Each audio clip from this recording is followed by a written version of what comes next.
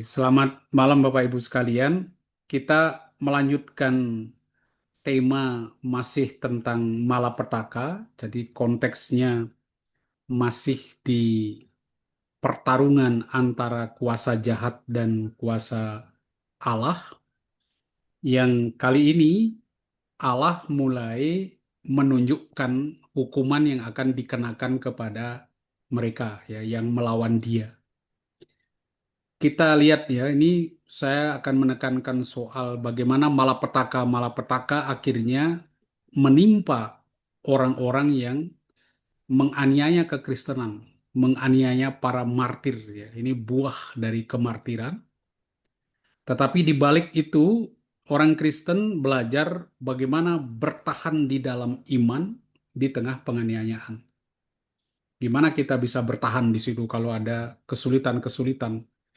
Kalau dulu penganiayaannya bisa berupa tekanan dari pemerintah, ya, dari penguasa, tapi sekarang bisa bentuk-bentuk lain ya, seperti terorisme atau intoleransi dan sebagainya. Nah, tema ini bagaimana Tuhan melindungi umatnya dengan menghukum mereka yang menganiaya jemaatnya, itu ditampilkan lewat 7 cawan murka Allah. Nah, supaya kita tidak kehilangan apa ini arus pemikiran, kita harus ketemu lagi ya pada bab-bab sebelumnya. Ya, kita coba flashback ke bab-bab sebelumnya.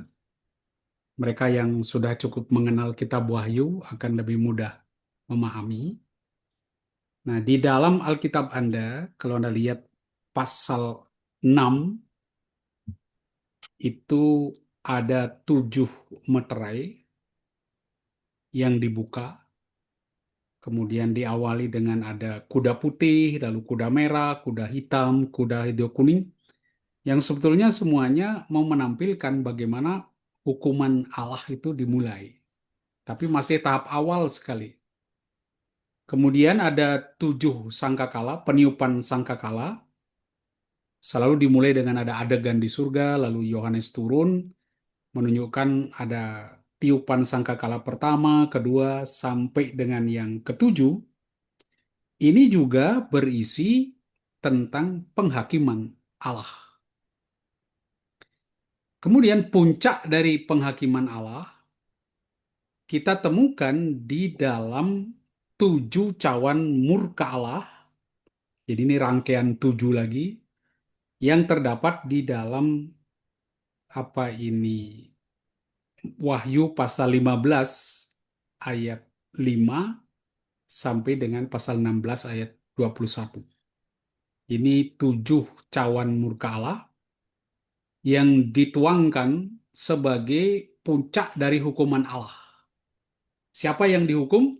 Kita sudah lihat di pasal-pasal sebelumnya, khususnya pasal 12 dan 13, masih ingat ya?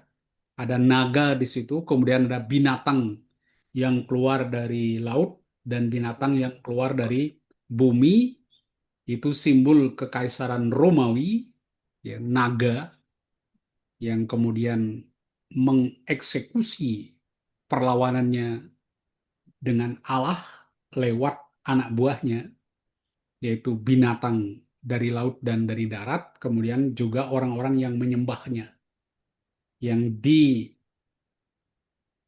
diindikasikan pada kerajaan-kerajaan di Asia Kecil yang mendukung Roma, ya, khususnya untuk penyembahan kepada kaisar, ya, masih ingat konteksnya di sana. Kemudian dalam menanggapi gerakan kekuatan iblis yang begitu masif menindas orang-orang Kristen yang tidak mau menyembah kaisar, sampai mereka menderita secara ekonomis, ya, secara politik mereka ditekan, Allah melindungi umatnya. Dan supaya orang Kristen bertahan, yakin bahwa kami akan menang, ditampilkan, disisipkan cerita tentang anak domba di Bukit Sion dengan 400 pengikutnya. Mereka ini boleh dikatakan sisa-sisa Israel atau sisa-sisa yang setia yang telah menampilkan dirinya sebagai katakanlah martir di situ, mencuci jubahnya dengan darah. Dia bertahan di dalam penderitaan, tetap menunjukkan kesetiaan. Nah, dengan menampilkan anak domba dan keempat 144.000 orang ini, jemaat Kristen yang masih mengalami penderitaan itu bisa dikuatkan dan yakin mereka akan menang.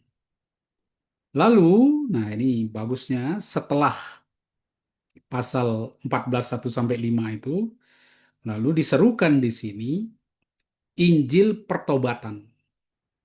Dimulai pada ayat 6 itu dimaklumkan Injil pertobatan karena dikatakan hari kemurkaan Allah sudah dekat.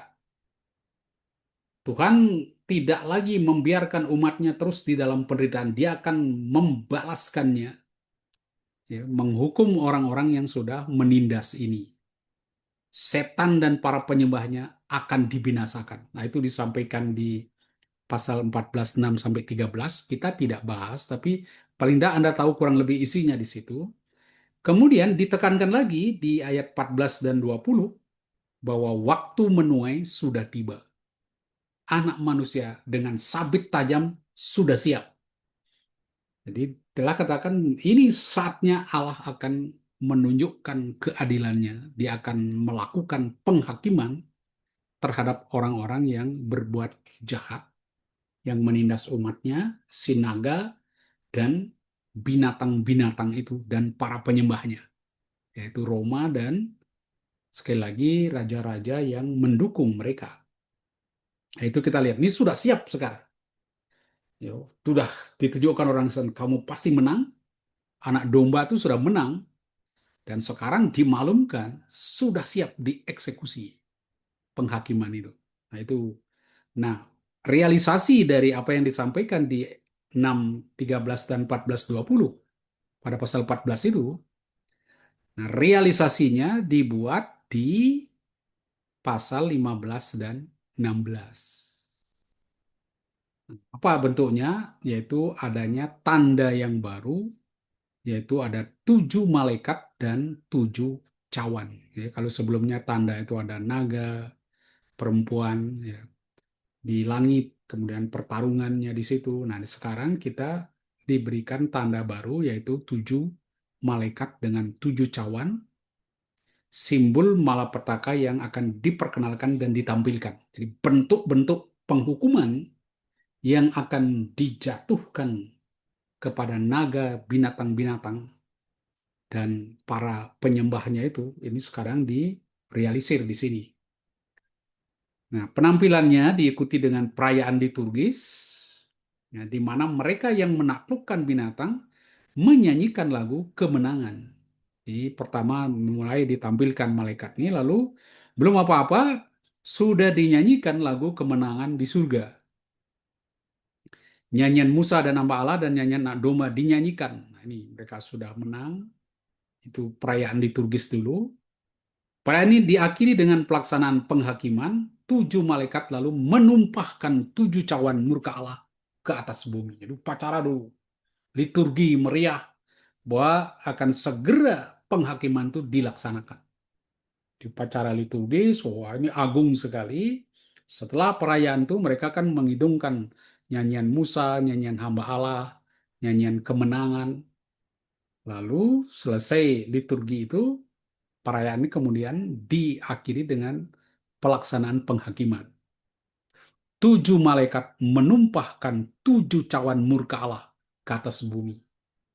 Jadi artinya Tuhan mulai melancarkan hukumannya di dalam sejarah sekarang ini maupun nanti memuncak di akhir zaman hari Tuhan. Ya. Penghakiman ini merupakan respon terhadap ketidakadilan dan penganiayaan yang dilakukan terhadap umat Tuhan. Ya, jawaban atas darah para martir. Ya. Dan sekaligus untuk, ya, memberikan harapan ketahanan iman bagi orang yang menderita.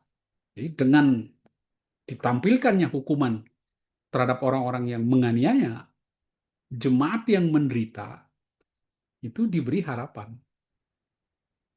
bahwa penderitaan mereka akan segera berakhir dan kemenangan akan menanti mereka.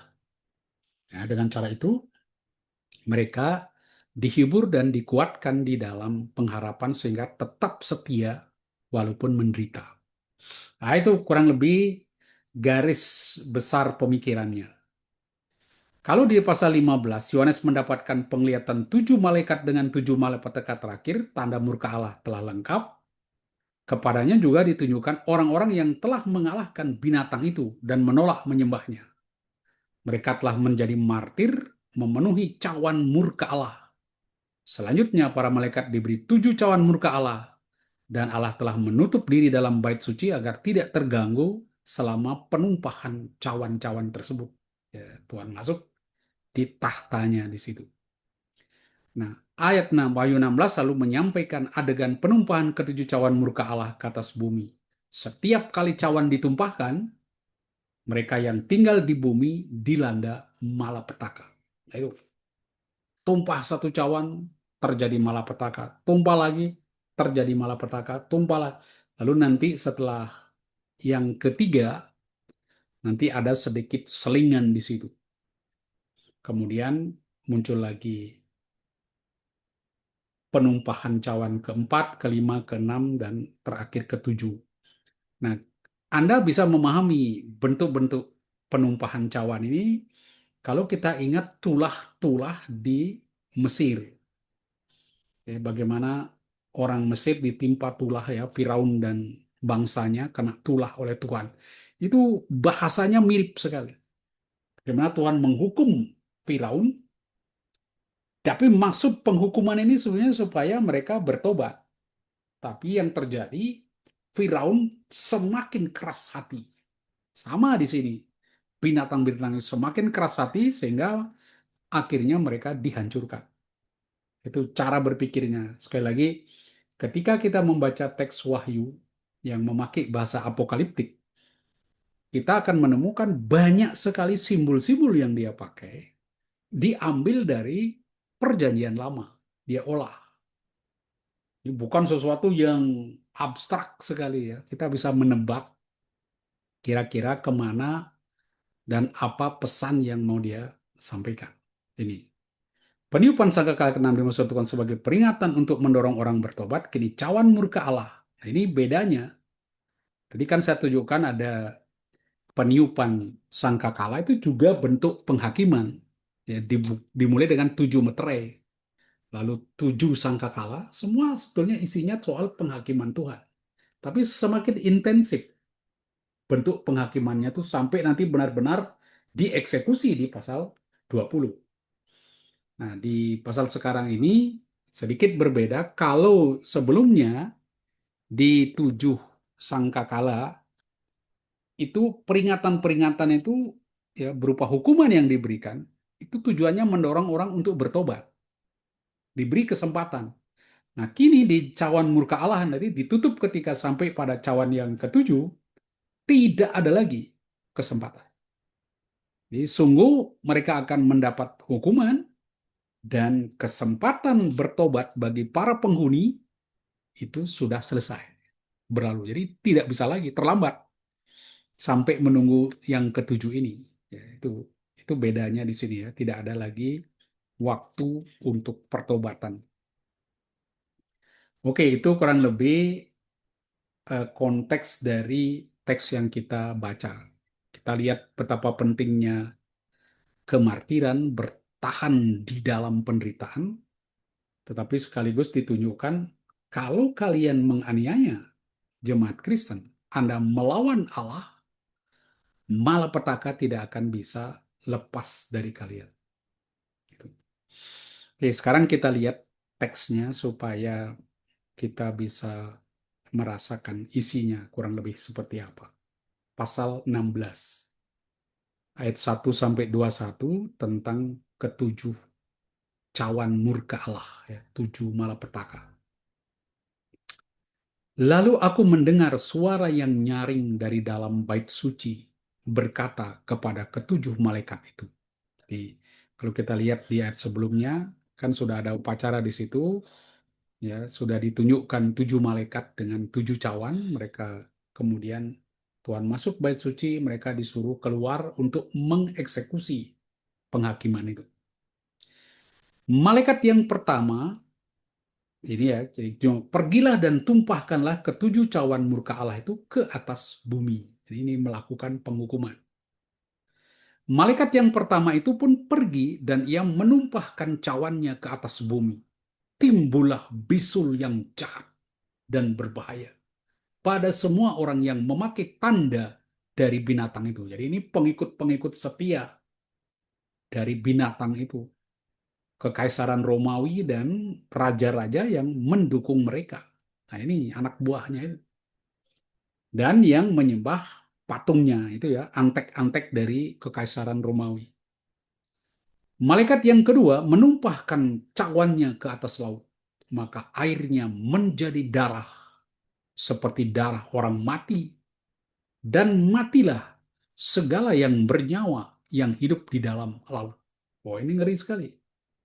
Air menjadi darah. Kita juga diingatkan pada tulah di Mesir.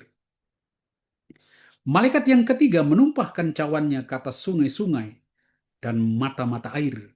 Dan semuanya menjadi darah. Ini menyebar tadi ya, cawan ini pertamanya air menjadi darah, sekarang sungai-sungai, mata air juga menjadi darah. Oh, itu menyeluruh sekali. Kemudian aku mendengar malaikat yang berkuasa atas air itu berkata, ini ada sisipan di sini, sebelum masuk nanti ke malaikat keempat, jadi setelah murka Allah yang keempat, cawan murka keempat itu ada selingan sedikit ya, sisipan tentang reaksi dari malaikat yang berkuasa atas air, karena airnya udah dijadiin darah. Adil engkau, engkau yang ada dan yang sudah ada, engkau yang kudus, sebab engkau telah menjatuhkan hukuman ini. Karena mereka telah menumpahkan darah orang-orang kudus dan para nabi, engkau juga telah memberi mereka minum darah. Ini lex talionis ya, hukuman sesuai dengan perbuatannya. Hal itu wajar bagi mereka. Nah, itu Justalionis. Nah, lalu aku mendengar mesbah itu berkata, ya Tuhan Allah yang Maha Kuasa, benar dan adil segala penghakimanmu. Ini ada dukungan lagi dari mesbah. Apa itu mesbah nanti? Ya, para martir yang mendukung ini. Malaikat yang keempat, ini setelah selingan tadi, pujian dari malaikat yang berkuasa atas air, dilanjutkan ke apa tuh cawan yang keempat. Malaikat yang keempat menumpahkan cawannya ke atas matahari. Nah ini matahari sekarang yang dikasih. Dan kepadanya diberi kuasa untuk menghanguskan manusia dengan api. Manusia dihanguskan oleh panas api yang dahsyat. Dan mereka menghujat nama Allah yang berkuasa atas malapetaka-malapetaka itu. Dan mereka tidak bertobat untuk memuliakan dia. Ini masih ada diberi kesempatan ya sebelum nanti final cawan murka Allah yang ketujuh. Di sini pada peristiwa cawan yang keempat, itu masih diberi waktu untuk pertobatan, tapi tidak dimanfaatkan. Gitu. Kemudian malaikat yang kelima menumpahkan cawannya ke atas tahta binatang itu dan kerajaannya menjadi gelap. Ini gelap dan mereka menggigit lidah mereka karena kesakitan. Oh ini saking sakitnya, jadi bukan sekedar gelap ini, tapi menyakitkan sampai nahan sakit tuh gigit lidah, sakitnya, ya. Dan mereka menghujat Allah yang di surga karena kesakitan dan karena bisul mereka, tetapi mereka tidak bertobat dari perbuatan-perbuatan mereka. Sekali lagi, hukuman tidak membuat mereka bertobat, tapi makin keras, seperti Firaun. Malaikat yang keenam menumpahkan cawannya ke atas sungai yang besar, sungai Efrat. Lalu keringlah airnya, supaya siaplah jalan bagi raja-raja yang datang dari sebelah timur. Nah, ini aneh lagi, sungai Efrat, itu perbatasan wilayah Kekaisaran Romawi, di bagian timur situ. Itu kering supaya raja-raja dari timur bisa datang. Seperti orang Majus dari timur. Datang. Lalu aku melihat dari mulut naga, dari mulut binatang, dan dari mulut nabi palsu itu, keluar 3 roh najis yang menyerupai kata. Oh, ini gimana? Jadi mulut, ya, iblis dan antek-anteknya itu mengeluarkan 3 roh najis. Itulah roh-roh setan yang mengadakan tanda-tanda. Ini bisa bikin mukjizat. Dan mereka pergi mendapatkan raja-raja di seluruh dunia. Nah, ini propaganda ke seluruh dunia untuk mengumpulkan mereka guna peperangan pada hari besar, yaitu hari Allah yang Maha Kudus, yang Maha Kuasa. Ini akan ada perang antara si iblis ini melawan pasukan Allah, Allah yang Maha Kuasa. Nah, ini diprovokasi oleh roh-roh najis ini yang mendatangi raja-raja untuk melawan Allah. Nah, di dalam situasi yang serem ini, ketika pasukan iblis ini mulai bertindak, Yesus turun tangan. Lihatlah, aku datang seperti pencuri. Berbahagialah dia yang berjaga-jaga dan memperhatikan pakaiannya, supaya ia jangan berjalan dengan telanjang dan jangan kelihatan kemaluannya. Nah, ini tiba-tiba ada sesipan di sini. Bagaimana Yesus menguatkan jemaatnya yang sedang kena eksekusi dari iblis dan antek-anteknya itu. Lalu aku mengumpulkan mereka di tempat, lalu ia mengumpulkan mereka di tempat yang dalam bahasa Ibrani disebut Harmagedon. Ini tempat pertarungan final, yaitu di Harmagedon. Malaikat yang ketujuh menumpahkan cawannya ke angkasa. Lalu dari dalam bait suci terdengaranlah suara yang nyaring dari tahta itu. Katanya, sudah terlaksana. Jadi dengan ditumpahkannya murka, cawan murka Allah yang ketujuh, sudah selesai. Semua sudah dieksekusi. Kilat pun memancar. Nah, ini gambar kehadiran Allah, manifestasi Allah, atau teofani Allah itu ditampilkan di sini. Kilat pun memancar dan guruh menderu, dan terjadilah gempa bumi yang dahsyat, seperti belum pernah terjadi sejak manusia ada di bumi. Begitu hebatnya gempa bumi itu. Kita tidak akan kaget melihat gambaran begini kalau kita ingat Keluaran pasal 19, ketika Allah mau membuat perjanjian dengan Israel, dia muncul turun di atas gunung, mau berbicara, tapi yang mereka dengar adalah bunyi guru, guntur, kilat, gempa bumi. Itu. Nah, maka teringatlah Allah akan Babel, lalu terbelahlah kota besar itu menjadi 3 bagian, dan runtuhlah kota bangsa-bangsa yang tidak mengenal Allah. Maka teringatlah Allah akan Babel yang besar itu untuk memberikan kepadanya cawan yang penuh dengan anggur kegeraman murkanya. Nah, ini dulu dia bikin orang mabuk karena anggur, sekarang Allah bikin dia mabuk kegeraman. Semua pulau hilang lenyap, ini akibatnya. Dan tidak ditemukan lagi gunung-gunung. Hujan es besar masing-masing seberat 1 talenta, ya, sekitar 34 kilogram, jatuh dari langit menimpa manusia.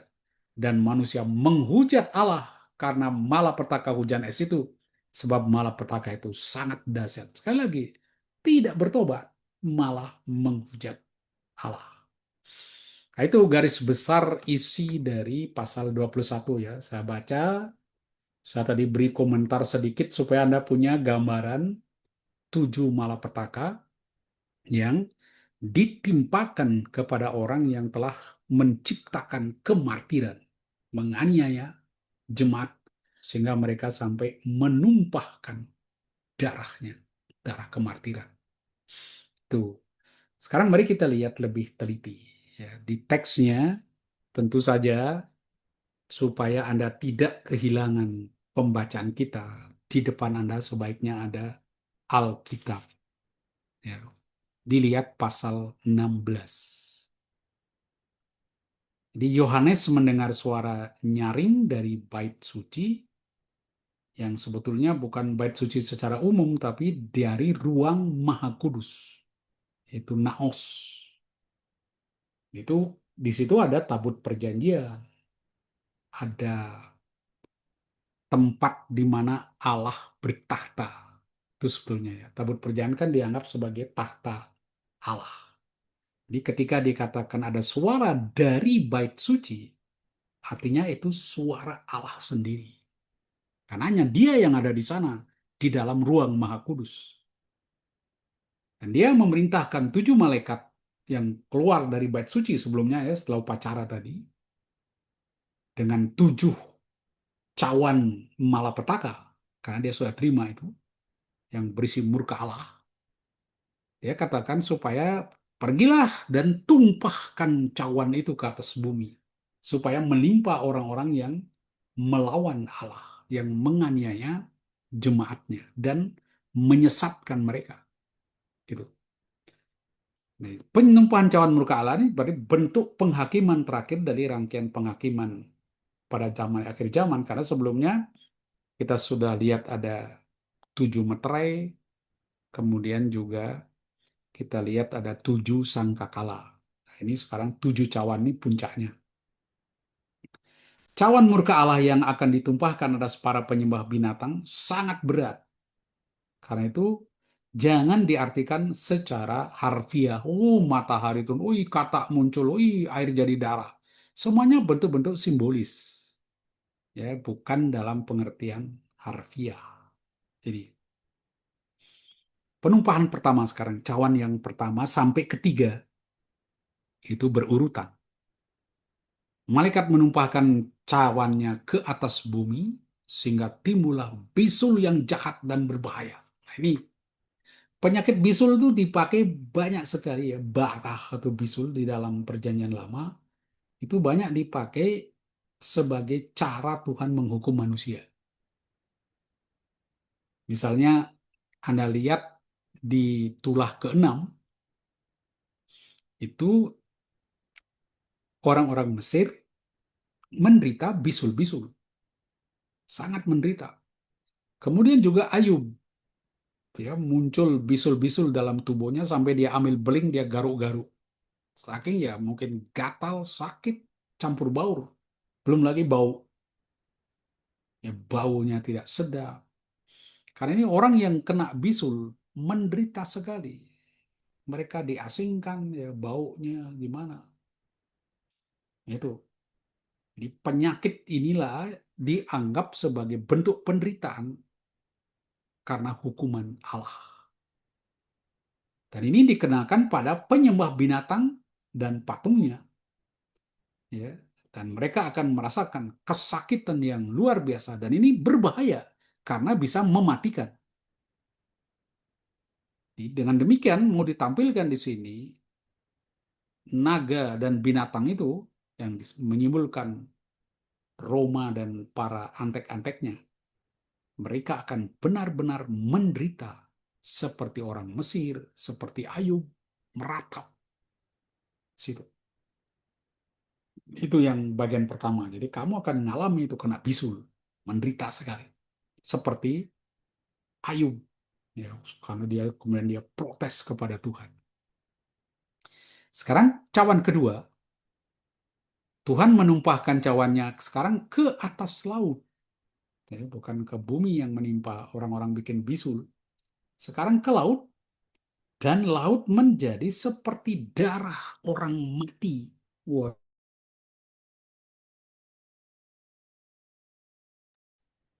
mirip sekali dengan saya katakan tulah pertama.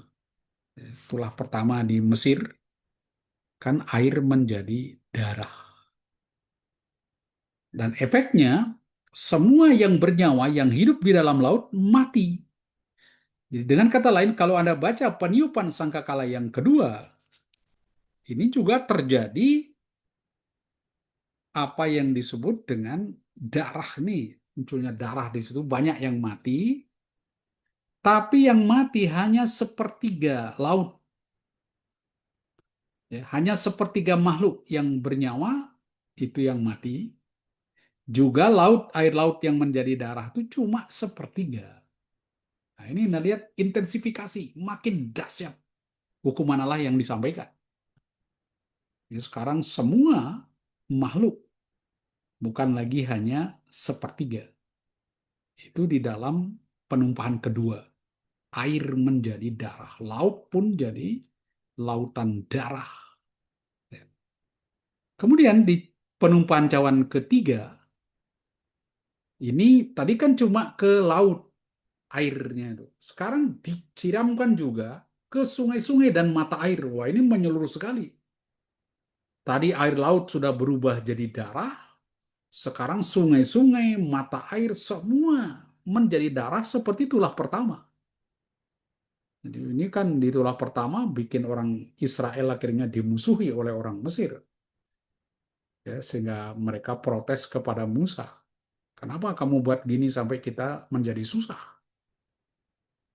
Nah, efeknya juga lebih dahsyat dari sangkakala, ya, peniupan sangkakala, yaitu semua makhluk di dalam air mati, bukan hanya sepertiga. Ya, jadi dia mengembangkan penghakiman pada tiupan sangkakala ketiga yang mengakibatkan hanya sepertiga mata air menjadi pahit. Kalau ini semua dahsyat sekali hukuman yang diberikan kepada binatang dan para penyembahnya itu. Nah, setelah disebutkan tiga hukuman tadi, bisul, kemudian air menjadi darah di laut maupun di sungai dan mata air sehingga menyeluruh, lalu disajikan, disisipkan itu nyanyian pujian oleh malaikat yang berkuasa atas air. Nah, ini menarik ya. Ada malaikat air, malaikat berkuasa atas api. Nah, tidak tahu bagaimana pasukan malaikat di surga. Masing-masing ada diberi jatah kekuasaan di situ. Nah, apa yang menarik dari sikap malaikat yang berkuasa di atas air ini, dia menyanyikan pujian memuji Allah yang telah menurunkan malapetaka itu. Ya, ini. Tapi siapa persisnya malaikat berkuasa atas angin itu? Kita tidak tahu, atas air kita tidak tahu persisnya. Apakah malaikat-malaikat itu punya kuasa-kuasa sendiri? Tapi mungkin itu dipengaruhi oleh kepercayaan-kepercayaan kuno ya. Orang juga ini dewa penguasa laut, dewa laut, ini dewa penguasa padi, Dewi Sri ya. Kan orang cenderung membuat itu ya secara logika pikir mereka bisa menyusun, oh dewa ini, dewa itu, dia punya kuasa ini, kuasa itu. Ya mungkin mirip malaikat-malaikat juga begitu, punya kuasa bidang ini, punya tugas-tugas spesial. Nah, malaikat yang berkuasa atas air, mestinya kan ngamuk dia. Waduh, Tuhan ini kurang ajar. Kok air yang bagus-bagus diubah jadi darah? Ini polusi, rusak. Kita harus protes. Tapi yang terjadi, malaikat yang berkuasa atas air ini justru memuji Allah. Dan dia katakan, kau sungguh adil karena telah menjatuhkan hukuman itu. Benar, apa yang kau lakukan itu menunjukkan keadilanmu. Dan hukuman itu sangat wajar. Mereka aksioi eisin, mereka layak menerimanya. Pantas itu. Jadi jangan pikir salah. Ini mereka benar-benar layak menerimanya karena mereka telah melawan Tuhan. Jadi hukuman ini wajar. Mereka minum darah karena telah menumpahkan darah orang kudus dan para nabi. Ini mereka telah membuat kemartiran. Sekarang mereka layak dimartirkan, menanggung hukuman penumpahan darah itu. Ini nyanyian pujiannya tuh di situ. Ya, kan tuh apa ini roh-roh ini, ya, para malaikat ini, ya, khususnya yang berkuasa atas air, itu memuji apa yang Tuhan lakukan. Jadi dia katakan di situ, adil Engkau yang ada dan yang sudah ada. Jadi Tuhan yang selalu hadir ya, Emi. Jadi Tuhan tuh Immanuel, ego Emi, aku adalah aku yang ada, yang selalu hadir. Yang sudah ada, yang kudus sebab engkau telah menjatuhkan hukuman. Karena kamu telah hukum binatang dan antek-anteknya ini, engkau berlaku adil.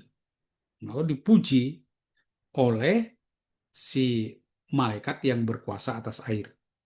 Karena mereka telah menumpahkan darah orang-orang kudus dan para nabi, engkau juga telah memberi mereka minum darah. Hal itu wajar bagi mereka. Katakan, hukuman yang kau buat Tuhan tepat sekali, benar. Itu lex talionis. Ya. Nah, ini dia bukannya marah karena kena polusi, tapi memuji Allah sebagai yang adil. Hukumannya wajar, layak bagi mereka. Mereka diberi minum darah karena telah menumpahkan darah kudus. Ya, ini, nah lihat apa yang dilakukan, isi pujiannya itu dari malaikat yang itu baru tiga ya, baru tiga cawan yang ditumpahkan, bisul dan air menjadi darah. Kemudian juga air-air di sumber-sumber di sungai juga ikut menjadi darah, bukan hanya yang di laut. Penumpahan darah telah mereka lakukan pada waktu kesusahan besar ketika binatang patungnya pelacur membantai para kudus ini, kejahatan-kejahatan mereka. Sehingga mereka harus mendapat hukuman. Kini mereka mendapat belas yang setimpal, minum darah, dan dengan demikian melanggar larangan imamat. Ya, berlaku di sini kita lihat lex talionis, mata ganti mata. Karena kamu memaksa orang minum darah, ya sekarang engkau juga harus minum darah. Suatu yang dilarang di dalam Taurat. Menjadi najis sekalian, tidak tahir.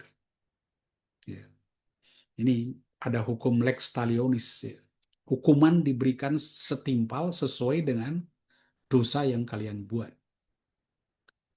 Nah, didukung oleh kata-kata mesbah ini, dari dalam mesbah itu terdengar suara. Jadi kalau Anda lihat di ayat 7, lalu aku mendengar mesbah itu berkata. Hui, mesbah bisa berkata. Siapa mesbah itu? Ini adalah juru bicara jiwa-jiwa para martir yang berada di bawah mesbah surgawi. Karena mereka ditanam di situ. Mereka menunggu pembalasan Allah terhadap orang-orang yang telah membunuh mereka. Jadi martir-martir ini, kapan giliranmu kamu bunuh aniaya kamu? Nanti tiba saatnya. Nah, kami menunggu. Dan sekarang dimaklumkan di situ.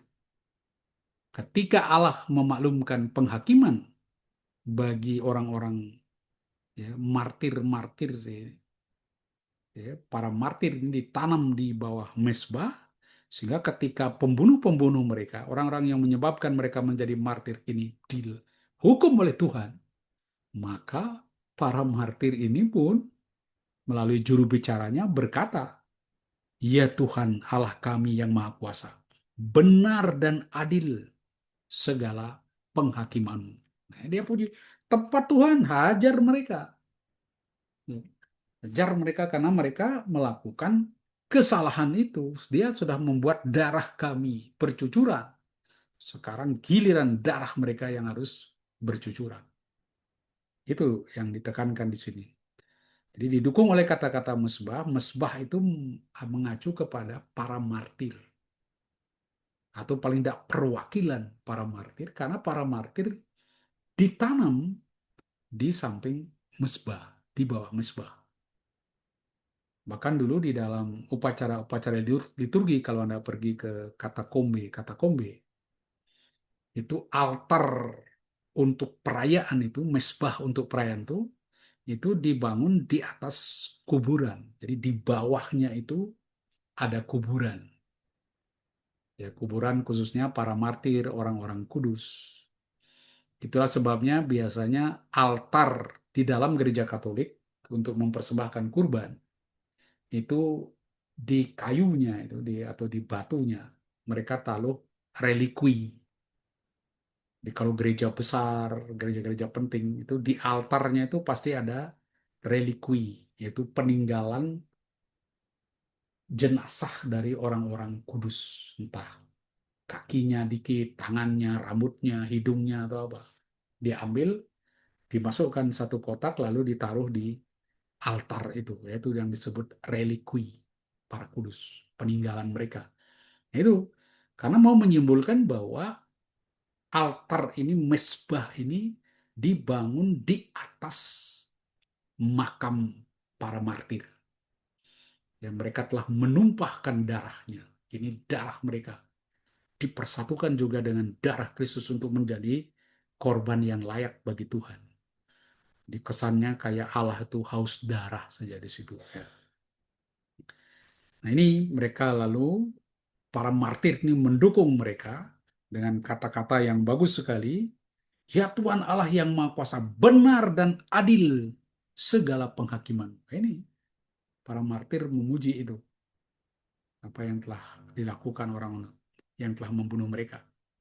Para martir setuju dan sepaham dengan malaikat penguasa air itu. Ya Tuhan Allah yang Maha Kuasa, ini sama-sama mengukuhkan bahwa perbuatan Tuhan itu adil dan benar.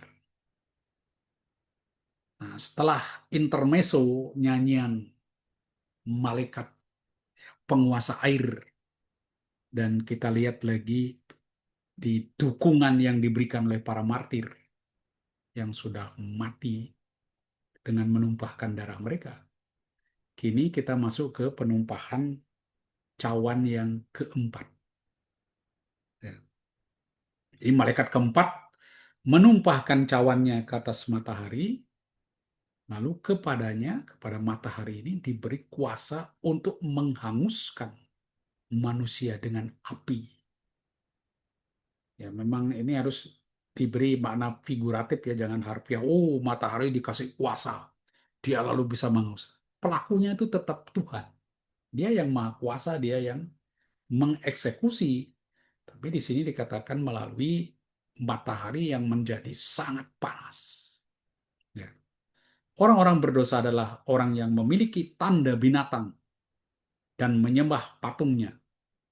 Orang yang menghujat nama Allah dan tidak bertobat untuk memuliakan Allah. Jadi inilah orang-orang ini, orang-orang berdosa ini, ya, binatang penghujat ini, mereka semua akan terbakar, ya, oleh matahari. Jadi gambaran ini kita dengan mudah lagi melihat api sebagai lambang sarana yang dipakai Allah untuk menghukum. Kita lihat ada api neraka. Ya, itu pokoknya suatu yang menyakitkan, panas seperti terbakar. Itu yang disimbolkan ya, mereka ini akan kena api itu. Mereka akan dihanguskan oleh matahari yang menjadi sangat panas, akan mengalami kematian dan penderitaan yang sangat dahsyat. Itu artinya. Hukuman matahari panas ini tidak akan menimpa orang-orang beriman, kumpulan orang banyak itu. Yaitu sudah dinyampaikan, kalian yang beriman, yang setia kepadaku tidak akan kena hukuman api ini yang membakar, menghanguskan. Ini penumpahan cawan yang keempat. Ya, pegang itu ya, di cawan keempat itu dilemparkan ke matahari, lalu matahari jadi panas sekali, mereka menghanguskan orang-orang berdosa itu. Ini mirip api neraka, ya, gambaran. Walaupun tidak langsung dikatakan api neraka, Gehenna, tapi simbol Anda menderita sekali seperti orang luka bakar, kan sakit sekali, panas, sakit. Itu pada penumpahan cawan keempat. Kita masuk ke penumpahan cawan kelima.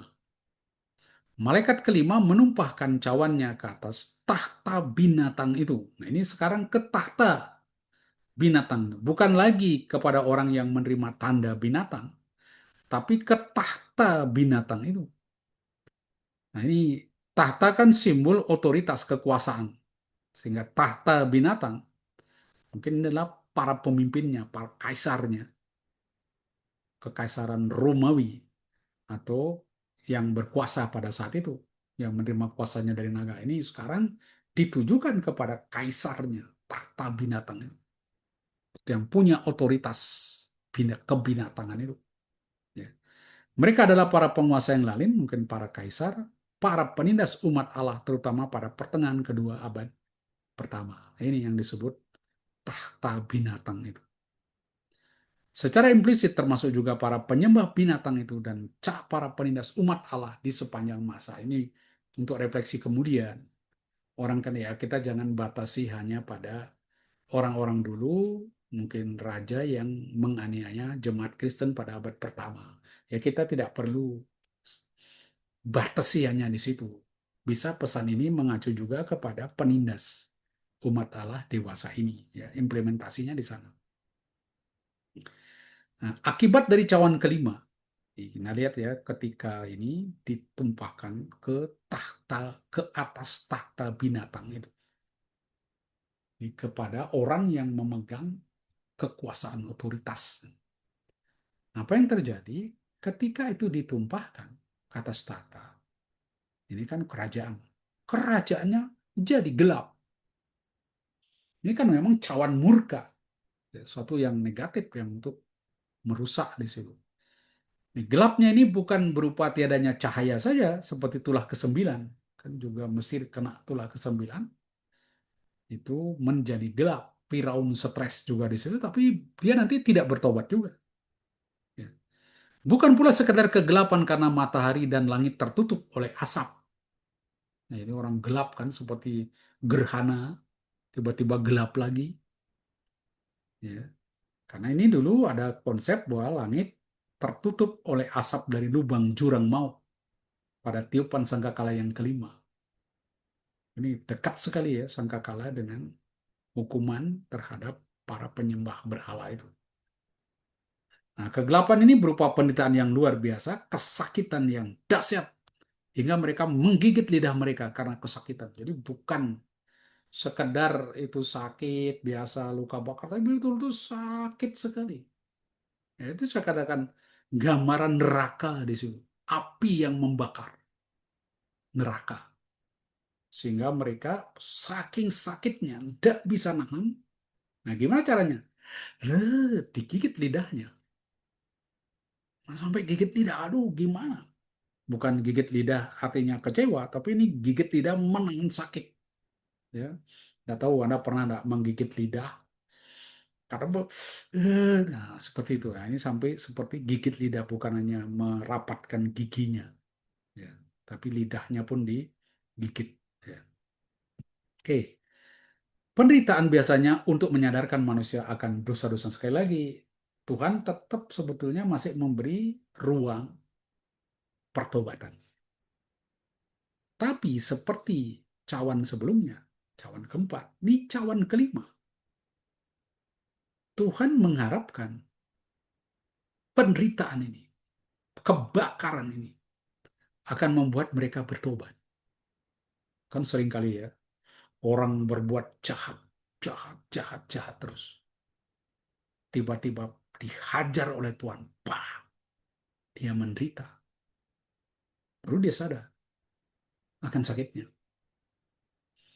Saya pernah punya teman ya, yang suka sekali, katakanlah, melakukan hubungan-hubungan yang tidak sehat di luar pernikahan. Oh, dia anggap sebagai sesuatu yang biasa, cerita kepada istrinya pun biasa. Nah, istrinya mungkin karena kebal ya sudah, diam aja, tidak bisa berbuat apa-apa. Ya, dan dia makin liar di situ, sampai akhirnya dihajar oleh Tuhan ya, dalam satu peristiwa. Di situ baru dia sadar, wih saya telah berbuat jahat seperti itu. Bagaimana saya membuat istri saya begitu menderita, walaupun dia tidak bicara. Nah, ini peristiwa malapetaka membawa orang kepada pertobatan. Dan memang tujuannya seringkali Allah ke situ. Tapi belum tentu orang sampai pada pertobatan. Nah, ini yang terjadi pada Kekaisaran Romawi, antek-anteknya binatang ini. Mereka bukannya bertobat, tapi malah menghujat Allah karena kesakitan dan bisul yang mereka derita.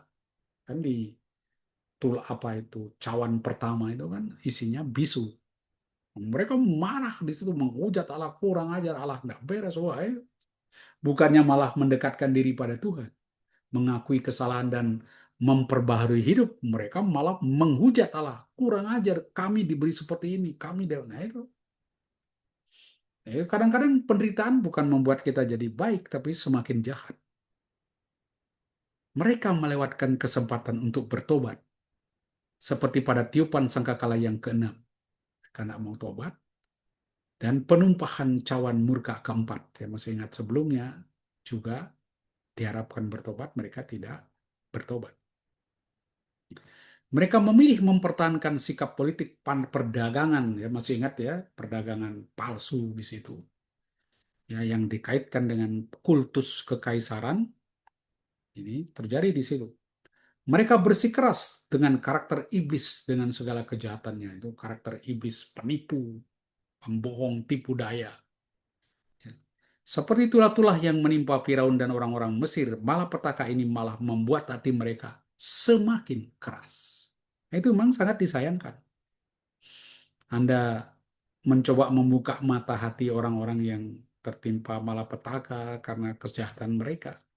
Tapi seringkali ketika kita bicara begitu, dia bilang, tutup mulutmu, ini urusan saya. Engkau tidak lebih pintar dari saya, jangan sok pintar.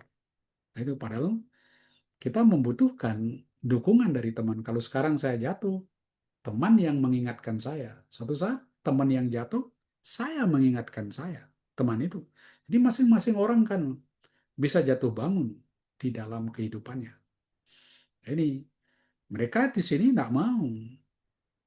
Jadi naga dan binatang ini tidak mau mengubah itu, tidak mau bertobat. Mereka bersikeras dengan karakter iblis dengan segala kejahatannya. Itulah ya, tulah-tulah yang menimpa Firaun terhadap orang Mesir seperti sekarang dikenakan pada tulah bagi orang-orang Kristen yang di dalam penderitaan, ya, penganiayaan. Itu. Kemudian penumpahan cawan keenam ke atas sungai Efrat.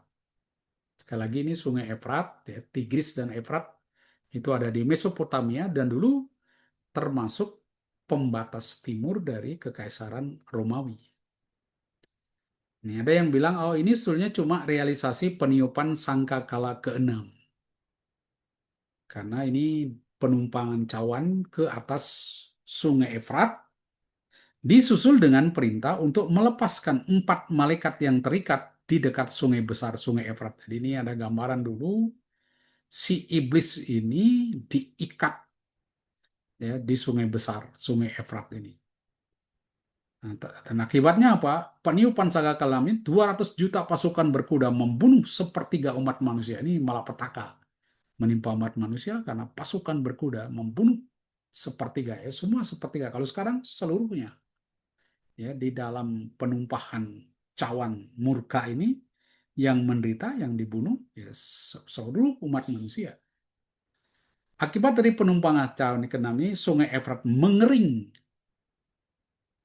Mungkin kita tidak bisa lihat ada hubungan khusus ya antara Sungai Efrat ini ya realisasinya dengan peniupan sangkakala keenam. Karena di sini kan cuma dikatakan sungainya mengering. Tapi kalau sangkakala keenam ada tuh 200 juta pasukan berkuda membunuh sepertiga umat manusia. Melakukan Jadi kita tidak tahu apakah benar ini punya hubungan antara sangkakala keenam dan penumpahan cawan ke-5. Ya, karena memang ada hubungan sedikit di situ. Orang katakan, ah ini cuma intensifikasi dari sangkakala keenam. Tapi jangan lupa, ini tetap ada 3 tahap tadi, tahap muterai, sangkakala, dan cawan murka Allah. Ini bentuk penghakiman Tuhan. Akibat dari penumpahan cawan ke-6 ini, Sungai Efrat mengering. Ya, mungkin ya, mengapa dia mengering? Nah, itu banyak juga motif-motif begini di Perjanjian Lama. Kalau Anda sudah terbiasa dengan Perjanjian Lama, tidak kaget. Karena lihat air sungai Yordan dibuat kering oleh Tuhan. Sehingga mereka bisa menyeberang, melintasi sungai itu menuju tanah terjanji. Itu. Kita lihat pemakaian air itu yang dikeringkan. Memang air itu basah bagaimana dikeringkan. Maksudnya sungainya yang dikeringkan. Itu tanda penghukuman dari Tuhan. Yesaya pernah menubuatkan begini, Tuhan akan mengeringkan Teluk Mesir dan mengacungkan tangannya terhadap sungai Efrat dengan amarah yang menghanguskan, yang memukulnya pecah menjadi 7 wadi, sehingga orang dapat melaluinya dengan berkasut. Nah, ini sudah ada pengeringan sungai Efrat juga di dalam nubuat Yesaya. Ini boleh dikatakan Yohanes tidak murni hanya dia karang-karang pribadi, simbol-simbol itu. Sudah ada di dalam perjanjian lama. Hanya orang kurang familiar dengan tema-tema itu, tapi setelah dibahas, kalian bisa melihat ya, sudah ada di perjanjian lama. Nah, tujuan pengeringan sungai Efrat itu membuat raja-raja di sebelah timur. Jadi kalau Efrat Mesopotamia, Irak sampai Suria, sebelah timurnya adalah Iran, Persia. Jadi mengapa sungai Efrat dikeringkan? Karena dia ada di perbatasan timur Kekaisaran Roma. Dengan dikeringkannya itu orang dari sebelah timur, khususnya raja-rajanya, bisa datang ke Yerusalem, bisa ke Kaisaran Romawi. Jadi Anda lihat di situ, dikatakan Tuhan mengeringkan sungai Efrat supaya raja dari timur datang. Raja dari timur mana? Persia. Anda tahu bagaimana? Persia dulu seperti punya keistimewaan. Kita ingat Yesaya menubuatkan akan ada Mesias dari timur. Pedang menimpa segala ini. Nanti dia sudah nubuatkan adanya Mesias dari timur yang tidak lain adalah Kores, Raja Persia. Ini sudah ada di awal sekali konsep-konsep yang demikian. Ya, adanya pahlawan raja-raja dari timur yang akan datang melintasi perbatasan itu. Dan mereka bisa melintas karena air sungai Efrat sudah habis, sudah kering.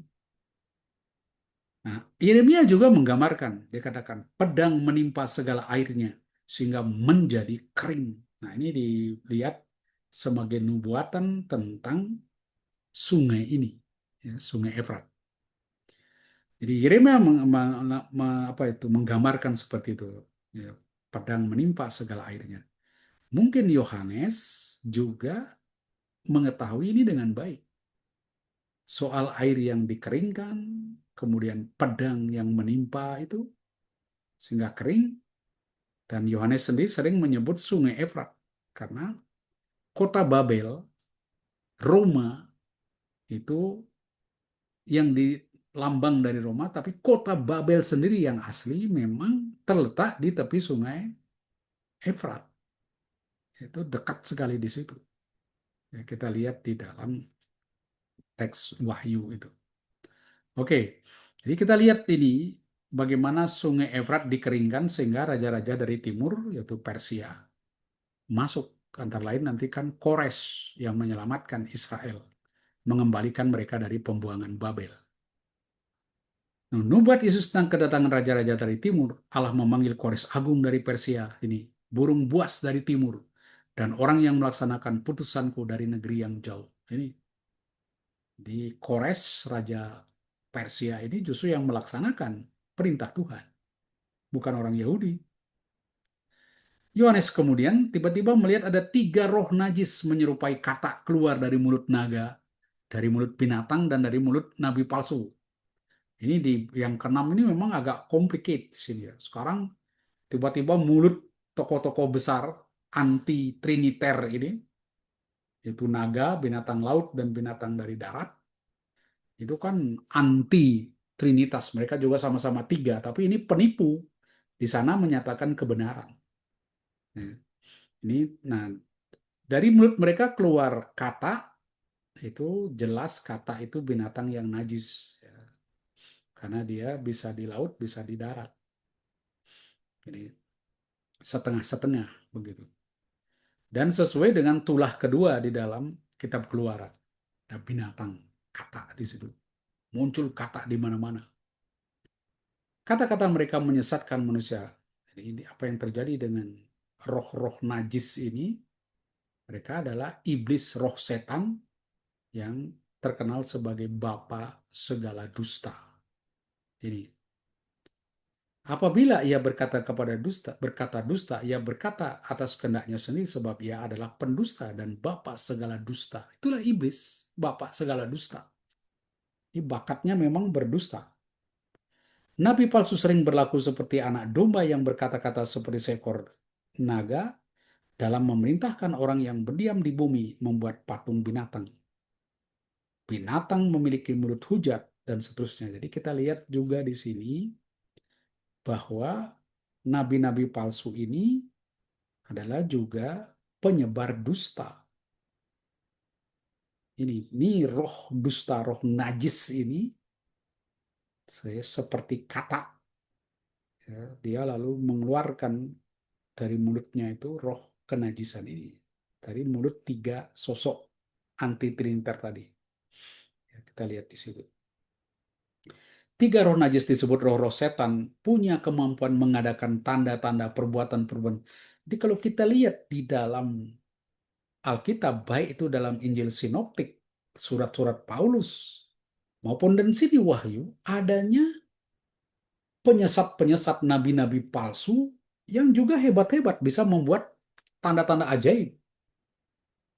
Ya, ini sama seperti Allah sendiri yang buat tandanya, mereka pun bisa, setan pun bisa. Tapi perbuatan ajaibnya dimaksudkan bukan untuk memuliakan Tuhan, tapi menarik orang supaya menjadi pengikutnya. Ini mirip kemampuan binatang yang muncul dari dalam bumi untuk menyesatkan mereka yang tinggal di bumi. Ya. Itu mirip kemampuan para ahli nujum di Mesir juga. Mereka bisa bikin juga tanda-tanda ajaib di situ. Dengan kemampuan ini mereka semakin efektif dalam menyesatkan penduduk bumi. Ya, karena dibarengi bukannya mulut pintar menipu, tapi juga bisa melakukan karya-karya ajaib. Bukan meyakinkan orang, membuat orang tertarik juga.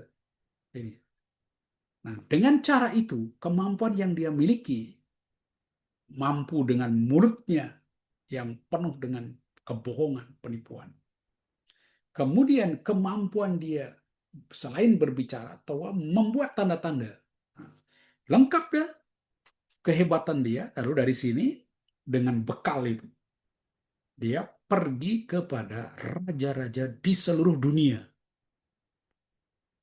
Nah, ini memang ada perbedaan pandangan. Ada yang bilang seluruh dunia itu ya memang seluruh dunia, tapi dunia yang tidak mengenal Allah.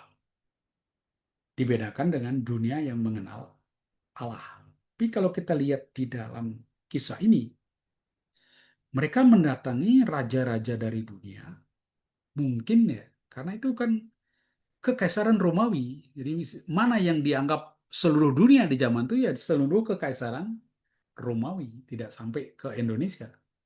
Ya. Ini kekaisaran Romawi yang dibedakan dengan para raja dari timur. Ini dibedakan raja-raja dari timur itu Persia dan lain-lain itu dipertentangkan dengan munculnya yaitu raja-raja di sekitar wilayah kekaisaran Romawi. Itu maksudnya ya, raja-raja seluruh dunia dan kerajaannya itu. Untuk mengumpulkan mereka guna peperangan pada hari besar yaitu hari Allah yang Maha Kuasa. Ini juga ada yang melihat sebagai hari Tuhan di zaman akhir atau kedatangan Kristus yang kembali untuk melihat jemaatnya entah kapan. Kita tidak tahu. Gitu. Peperangan yang terjadi di sini bukanlah peperangan singkat atau konflik, ya. Bukan. Tapi ini betul-betul peperangan yang berlangsung panjang. Ya, dikatakan Roh mengumpulkan mereka ya di pakaiannya supaya ya, jangan berjani, mengumpulkan mereka guna peperangan yang besar, yaitu hari Allah yang Maha Kuasa. Itu memang penafsirannya peperangan macam apa sih ini? Yang jelas ini dia pakai kata polemenos, ya, polemos ini kuat sekali. Itu peperangan yang panjang. Ya, kalau kita lihat seperti Ukraina ini nggak selesai-selesai sama Rusia. Panjang. Bukan hanya pendek sebentar konflik kecil, enggak. Dan pertempuran berlangsung lama melibatkan banyak orang. Itu yang disebut dengan polemos. Ini terjadi di situ, disiapkan orang-orang ini untuk perang besar ini. Demikian roh-roh najis ini akan melakukan propaganda untuk menipu raja-raja itu menjadi pengikut iblis hingga mereka melawan kebenaran Allah. Mereka menyesatkan manusia sehingga tidak lagi beriman kepada Allah dengan menampilkan hikmat duniawi seakan melebihi hikmat Allah. Itu penyiraman ya, penumpahan cawan keenam yang disusul dengan adanya roh-roh najis ya, yang mengadakan tanda perbuatan-perbuatan jaib sehingga menarik orang untuk percaya di situ. Itu. Tapi ini menyesatkan orang, lalu panggil raja-raja, kumpulkan mereka di Harmagedon untuk perang besar ini. Ya. Dikumpulkan di sini mereka ya, dikumpulkan di Harmagedon. Ini terkenal tempatnya dari kata Har dan Megidon atau Megiddo.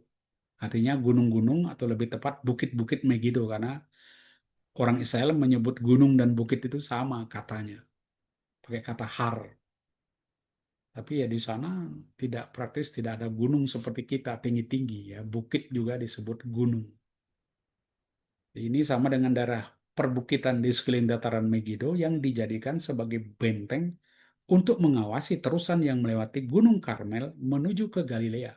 Jadi kalau Anda lihat di dalam peta dari atas, itu mereka turun ke Yerusalem itu mesti melewati daerah perbukitan yang namanya daerah Megiddo.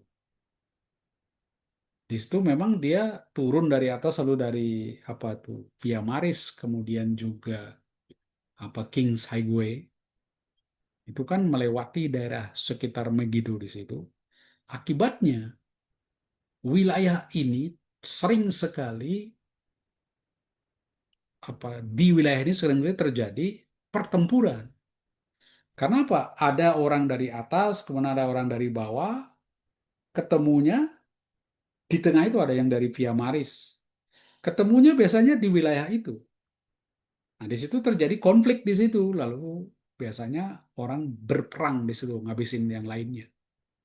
Karena itu Harmagedon ini sering digambarkan sebagai tempat perang terakhir antara Allah dan penguasa jahat. Harmagedon, ya, ada filmnya kan. Dan ini memang tempat yang strategis sekali untuk perang. Jadi dari atas itu ada perbukitan. Orang biasanya pintar mengintai musuhnya itu dari atas. Nah, begitu musuhnya lewat, kan dia lewat tebing di samping dari perbukitan ada lembah itu, mereka hajar di situ. Apalagi diperkirakan dulu ada tempat-tempat yang cukup tersembunyi di bukit itu, sehingga ketika orang lewat mereka lemparkan dengan batu, ya, perang di situ. Itu wilayah Megiddo. Mungkin Yohanes punya apa itu cerita-cerita itu tentang Harmagedon, tentang Megiddo. Lalu dia pakai di sini sebagai tempat pertarungan terakhir antara Allah dan para musuhnya ini ya, binatang naga. Oke, itu daerahnya. Posisinya sekitar 96 kilometer sebelah utara Yerusalem. Dan ini menjadi tempat pertempuran. Sudah terjadi sekitar 200 pertempuran di sana. Ya, saya masih ingat ketika kami membuat ya, satu kelas kami membuat penelitian arkeologis di Megiddo. Di Megiddo itu ada tempat situs yang bagus sekali menceritakan bagaimana kota itu dibangun, dihancurkan, dibangun, dihancurkan. Karena kan banyak perang di sana. Nah, kemajuan mereka, kemampuan mereka membuat situs arkeologis yang sangat menarik, itu tidak tahu bagaimana mereka buat tuh, saya tidak tahu. Itu yang penting, misalnya, karena katakan Megiddo tahun 600. Dia tekan satu tombol, nanti keluar itu, jag, jag, jag, jag, jag, jag, kayak denah begitu ya, miniatur begitu. Beginilah Megiddo tahun 600. Lalu kita harus lihat fondasinya seperti apa, kotanya seperti apa, bentuknya seperti apa. Itu kan dugaan dari para arkeolog. Megiddo tahun 700, Megiddo itu kita lihat ada perubahan-perubahan ya, dilihat dari biasanya dari fondasi-fondasi bangunan-bangunan di sana. Dari situ kelihatan sekali bahwa memang Megiddo ini tempat pertempuran ya, karena memang dia persimpangan itu, pertemuan jalan itu. Nah, pas kami pelajaran itu, lalu dosen saya bilang, coba pas kali sekolah dekat nih, kan ada tur ya, ada kelompok tur yang sedang berbicara di Megiddo. Jadi tur leadernya menjelaskan Megiddo itu seperti apa. Nah, saya disuruh ke sana, nguping mereka cerita apa. Sebentar aja, dia bilang. Tapi benar, tour leader itu cerita tentang bagaimana nanti di zaman akhir akan ada pertempuran di tempat itu, di Megiddo itu. Jadi banyak orang percaya akan ada perang terakhir sebelum kiamat, itu pertarungannya akan terjadi di Megiddo, ya, satu kota penting di Israel. Ya. Kita tahu ini Yohanes memakai banyak bahasa simbolis ya. Dia ambil di situ karena memang punya latar belakang sejarah. Yohanes menyebut tempat ini mungkin dipengaruhi oleh nubuat Yehezkiel tentang pembantian eskatologis bangsa-bangsa di gunung-gunung Israel. Nah, ini Yehezkiel juga memberi nubuatan eskatologis. Ada pembantian di gunung-gunung. Nah, gunung-gunung ini maksudnya bukit-bukit, lalu dia artikan Bukit Megiddo. Ya, ini perbukitan. Demikian Harmagedon menjadi nama simbolis untuk tempat pelaksanaan hukuman Allah atas bangsa-bangsa. Itu. Tentang hari Tuhan, Yohanes memperingatkan para pendengarnya. Jadi setelah sudah disebutkan tentang peristiwa yang akan terjadi di Megiddo, bagaimana naga dan binatang-binatang itu menganiaya umat Tuhan. Tiba-tiba Yesus berkata, "Lihat, aku datang seperti pencuri.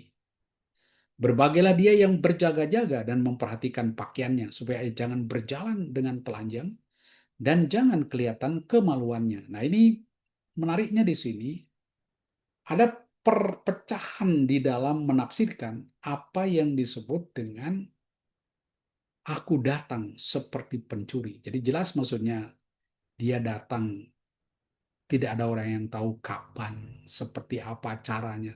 Tapi dia datang ini datang kembali ketika terjadi penganiayaan terhadap jemaat Kristen, ataukah akhir zaman.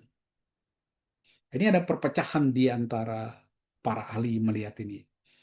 Kalau kita lihat seruannya kan mirip dengan Injil Sinoptik yang berbicara tentang akhir zaman. Ya, akan ada nabi palsu, penyesat-penyesat, lalu Yesus datang seperti pencuri. Itu digambarkan di dalam Injil Sinoptik. Sehingga orang mengira ini mengacu ke akhir zaman pengadilan terakhir. Ada yang melihat nih kedatangan Kristus untuk melaksanakan panggilan pada hari besar itu tidak dapat disangka-sangka. Itu tidak seorang pun tahu. Mana umumnya. Yang penting kita tidak tahu pasti apakah sekarang saja ataukah akhir zaman saja. Masih belum ada kesepakatan. Namun yang penting orang harus terus-menerus berjaga-jaga.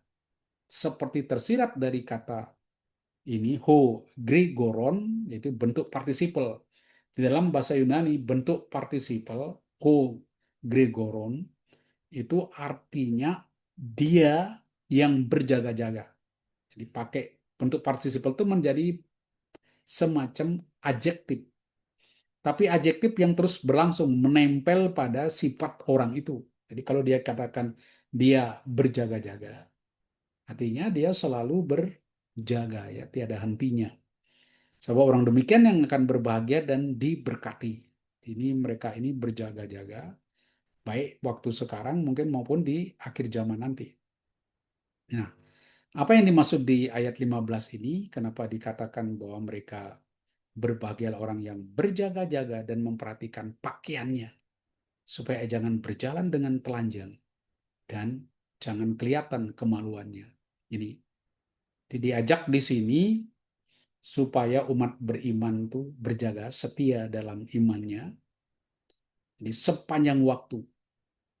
Ini karena misalnya kepada jemaat di Sardis dikatakan, bangunlah karena ingatlah apa yang telah kau terima dan kau dengar. Turutilah itu dan bertobatlah. Karena jikalau engkau tidak berjaga-jaga, Aku akan datang seperti pencuri, dan kau tidak tahu kapan saatnya aku datang kepadamu.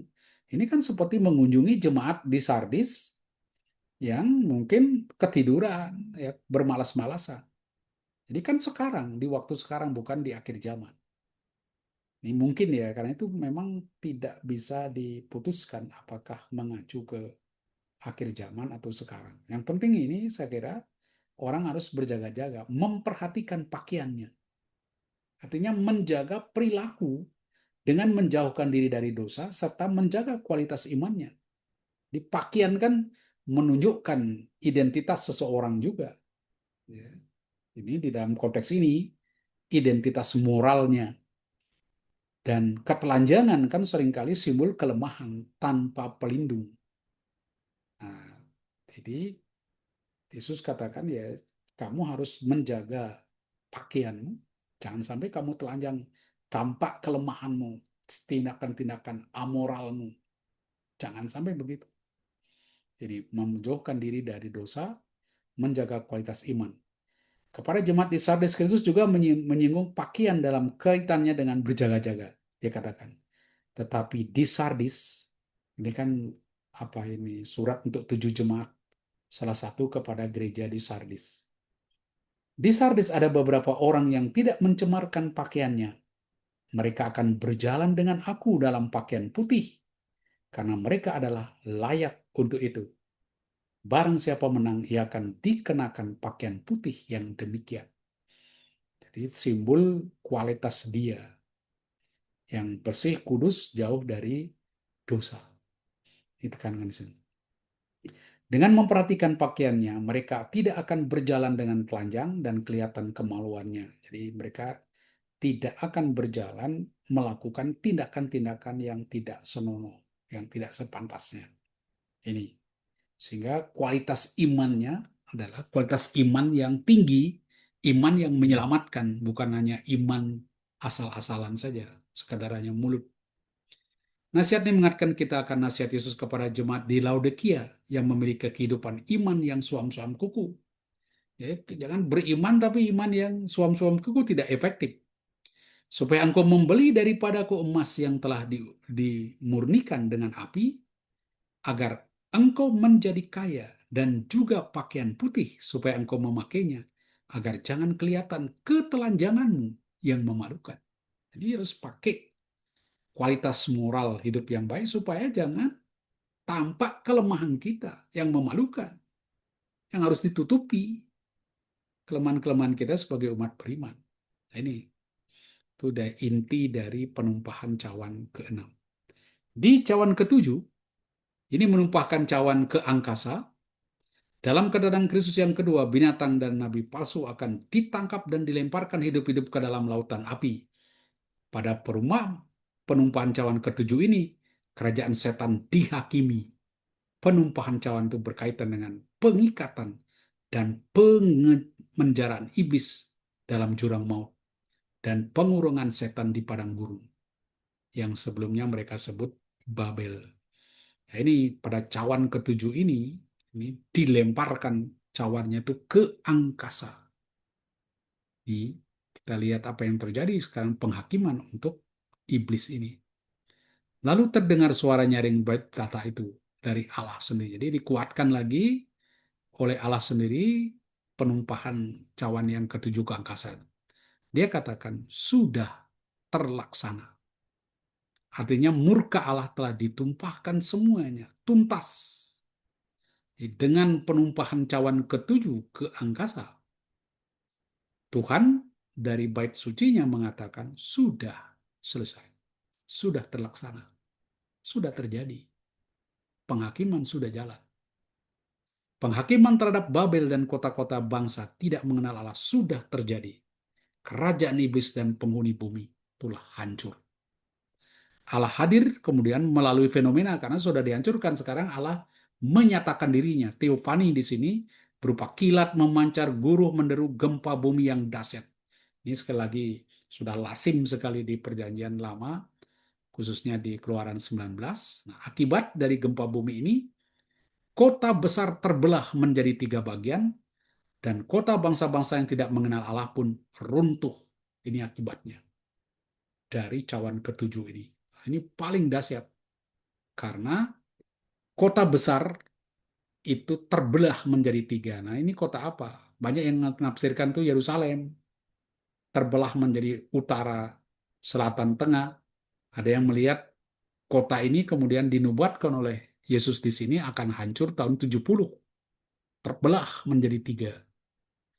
Tapi lebih banyak saya kira orang melihat kota besar ini adalah Babel, yaitu Roma. Sedangkan kota bangsa-bangsa yang tidak mengenal Allah mengacu ke kota bangsa-bangsa yang disesatkan oleh Kekaisaran Romawi. Mungkin lebih tepat ke sana. Ya. Bangsa-bangsa itu telah mabuk oleh anggur hawa nafsu cabulnya, ya, karena dipengaruhi oleh Roma, dan bersekutu dengan Babel untuk melawan anak domba. Ini, dan akhirnya kota ini yang memabukkan orang, membuat orang jatuh dalam kejahatan, akhirnya terbelah menjadi tiga, hancur total. Itu maksudnya. Kegeraman murkanya, jadi penghakiman Tuhan kepada Babel telah memabukkan segala bangsa dengan anggur hawa nafsunya. Sekarang pakai anggur itu, dia lalu menghukum Babel. Ini yang disebut dengan ius talionis. Balaskanlah kepadanya sama seperti dia juga membalaskan. Tapi kalau dulu anggurnya manis, enak, memabukkan, sekarang anggurnya justru pahit untuk menghukum mereka. Gitu. Akibat kedam murka Allah melebihi malapetaka setelah pembukaan materi ke-6. Semua pulau hilang lenyap dan tidak ditemukan lagi gunung-gunung. Dulu gempa bumi yang menyertai pembukaan materi ke-6 hanya menyebabkan gunung-gunung dan pulau-pulau tergeser. Itu di dalam pembukaan materi ke-6. Sekarang hilang, tidak ditemukan lagi gunung-gunung ini. Ya, tempat pemujaan-pemujaan itu. Kegeraman murka Allah yang dimanifestasikan juga dalam hujan es. Jadi selain gunung-gunung itu, juga hujan es seberat 100 pon jatuh dari langit menimpa manusia. Ini sebetulnya satu talenta, itu mungkin 34 kilogram ya. Hujan es yang menimpa orang Gibeon mereka ini, kita lihat bentuk hukuman Allah itu berupa hujan es itu sering. Ya, di Gibeon kan ada juga hujan batu es. Ini. Hujan es dahsyat ini sekali lagi seberat satu tanah, tiga tanah, bukan harfiah. Lukas tentu hanya mau menunjukkan betapa dahsyatnya hukuman dan murka Allah. Meskipun demikian, hukuman yang dahsyat itu membuat manusia tidak bertobat. Ya ini, nggak bertobat manusia. Melainkan malah menghujat Allah. Ini kembali ke cawan ketujuh seperti cawan keempat dan kelima. Mereka mirip dengan Firaun yang terus mengeraskan hatinya. Nah itu. Jadi gagal tujuan dari penghakiman yang begitu mengerikan. Tidak membuat orang bertobat, tapi semakin keras. Nah, apa yang bisa kita lihat pelajari di sini? Kita lihat penganiayaan yang dilakukan terhadap umat beriman, ya, itu seakan-akan tidak pernah berhenti dari awal kelahiran. Tiap minggu atau tiap bulan kita punya perayaan yang merayakan kemartiran para kudus yang menjadi martir. Di Indonesia ada Romo Sanjaya, ya, yang ceritanya cukup mengerikan juga. Bagaimana dia diculik. Ya. Entah berapa martir sudah menumpahkan darah demi iman. Dan terus seperti tidak pernah berhenti. Nah, pengalaman ini, realita ini, perlu menyadarkan kita bahwa kesetiaan kepada Kristus memang akan membawa orang ke hidup yang seringkali kontras dengan cara hidup dunia yang menolak Allah, yang menolak Kristus. Seringkali cara hidupnya kita tidak sadar, itu berbeda. Ada kekasan. Saya dulu pernah mengorganisir aksi-aksi sosial antara orang Katolik dan orang Islam. Bukan mau mengagungkan yang satu, Tapi cara kerjanya, cara dia memberi itu berbeda. Saya tidak tahu kenapa demikian. Jadi pola cara pikirnya juga berbeda. Atau saya mungkin sedikit melebih-lebihkan di situ, tapi itu pengalaman saya melihat. Seringkali kemauan kita, ya, sikap kita, pilihan kita untuk mengikuti Kristus, itu tanpa kita sadari, melahirkan suatu cara hidup yang kontras dengan hidup di dunia ini. Entah pengaruh doktrinisasi atau apa. Nah, ketahanan iman ini bagaimanapun akan diuji karena kita kontras dengan dunia ini. Jadi akan diuji dan pengujiannya itu seringkali berat karena adanya propaganda ideologis. Juga tekanan-tekanan politik, bahkan ada narasi-narasi yang menipu, ya, nabi-nabi palsu di dalam baik itu surat-surat Paulus, surat-surat Katolik maupun Injil Sinoptik. Kita akan berkali-kali akan muncul nabi-nabi palsu yang menyesatkan.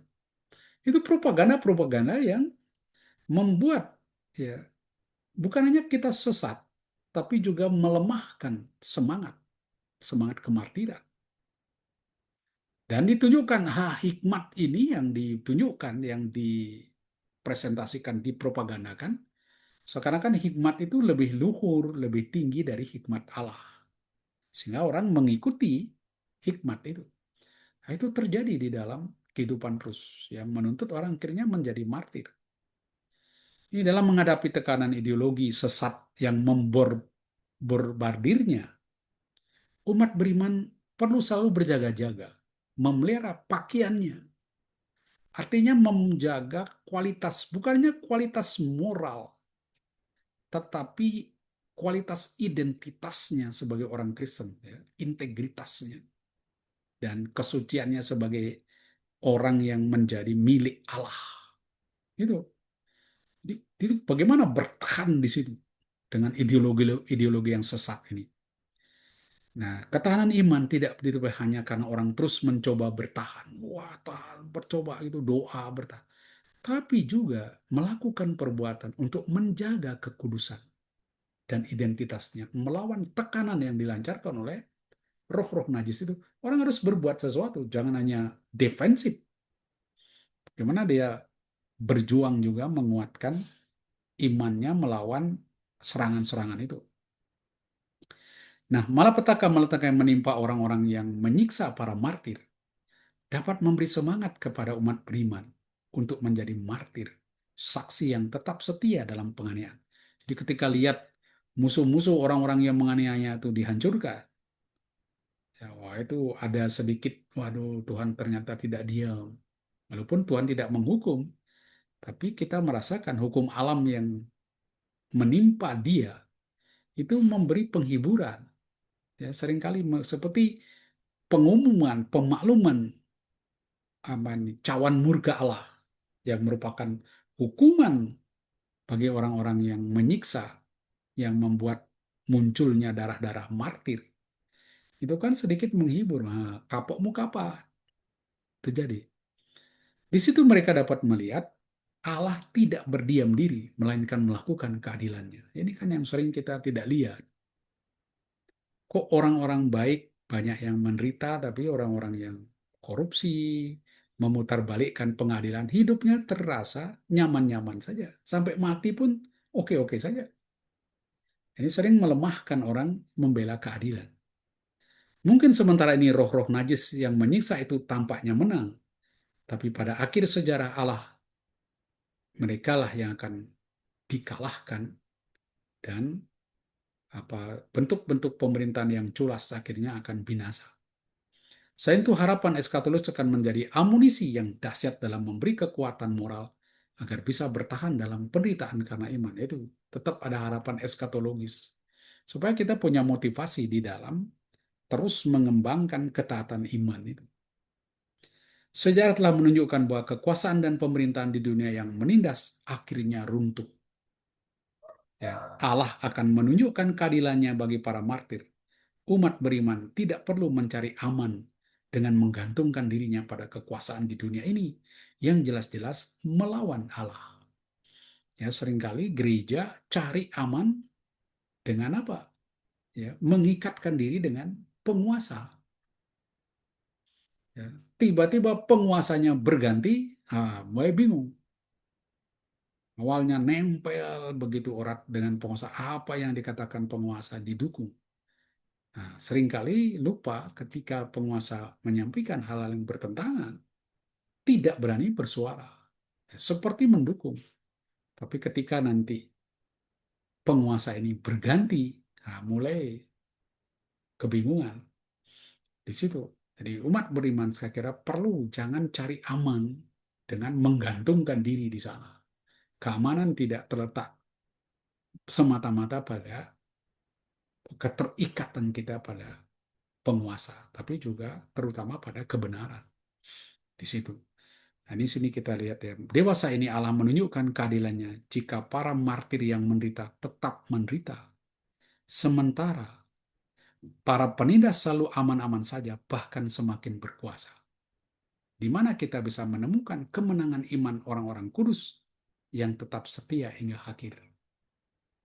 Penulis Wahyu mengajak umat beriman untuk tetap teguh dalam imannya dengan menggantungkan diri bukan pada kondisi dunia yang bisa jadi malah menimbulkan keraguan, melainkan pada pengharapan eskatologis. Ini mungkin ya, ketika terus tidak kelihatan efek kesetiaan iman, malah terus tersiksa. Nah, ini masih ada apa yang disebut dengan pengharapan eskatologis. Jadi, pengharapan kita tidak terbatas hanya pada situasi di dunia ini, ya, tapi orang diantar juga pada situasi eskatologis. Di pihak lain, tulisan Yohanes ini dapat menjadi peringatan bagi para pencipta kemartiran dan orang-orang yang menjalani hidup melawan Allah. Ada banyak peringatan, ada banyak malapetaka yang bisa kita amati, yang bisa menimpa kita. Tetapi seringkali kita kurang peka untuk bertobat setelah mengalami itu. Ini, tapi sebaliknya kita malah semakin keras hati. Apa yang dikatakan oleh Yohanes mesti membuka mata kita, jangan sampai kita menjadi seperti naga dan binatang ini. Semakin diberi malapetaka, semakin keras seperti Firaun. Begitu. Oke, itu kurang lebih apa yang saya sampaikan dalam teks ini. Silakan kalau ada pertanyaan. Pak izin Pak. Oke, silakan. Bu Dame. Ya, ya, Pak. Pak tadi mengenai 7 cawan. Ini kan mudah-mudahan saya nggak salah Pak nangkep. 7 cawan itu kan menggambarkan satu situasi yang kemurkaan Allah ya karena ketidaktaatan manusia dan ini di akan terjadi sebelum kehadiran Yesus yang kedua kan atau pada saat Yesus hadir cawan-cawan itu direalisasikan gitu loh. Atau 7 cawan ini akan terjadi berturut-turut dari 1 sampai 7 itu baru di endingnya Yesus hadir untuk menghakimi. Itu yang mana Pak? Bersamaan dengan Yesus artinya Yesus juga hadir atau ini terjadi dulu berturut-turut dari cawan 1 sampai 7, setelah 7 selesai baru Yesus hadir untuk menghakimi. Saya kok agak bingung tadi. Makasih Pak. Ya, oke. Jadi begini, ada 7 cawan murka Allah, ya kan diberi bertahap di situ. Ada 1 sampai 3, kemudian ada variasinya, ada pujian dari malaikat penguasa air, kemudian ada cawan ke-4, 5, 6, dan 7. Nah, kelima cawan itu hanya menggambarkan bagaimana Allah melakukan penghakiman terhadap orang-orang yang menganiaya orang Kristen. Itu kejadiannya itu terjadi sebelum kedatangan Kristus yang kedua.